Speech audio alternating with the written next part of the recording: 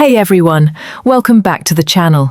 Today we're diving into one of the most anticipated mid-range smartphones of the year, the OnePlus Nord 5.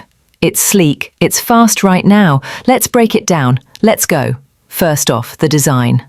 OnePlus has kept things simple but premium. Matte glass back, slim aluminium frame, and it feels incredibly light in the hand. The 6.74-inch AMOLED display is stunning.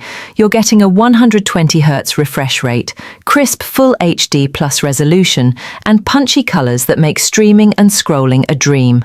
Under the hood, the Nord 5 is powered by the Snapdragon 7 Plus Gen 3 chipset, a beast in this price range.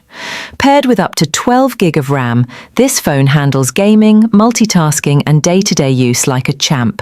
And of course, it runs on OxygenOS 14, which is smooth, clean, and bloat-free. Let's talk cameras. The Nord 5 features a 50-megapixel Sony IMX890 main sensor, with OIS, the same one used in some flagship models. You also get an ultra-wide and a macro lens, though the main sensor is the star. Photos come out sharp, well-exposed, and color-accurate, even in tricky lighting. Battery life? Solid. You get a 5,000 mAh battery with 80-watt Super VOOC charging. That's 0 to 100 in just around 30 minutes. No exaggeration. Plus you've got stereo speakers, 5G support, and an in-display fingerprint scanner that's super fast. So should you buy the OnePlus Nord 5?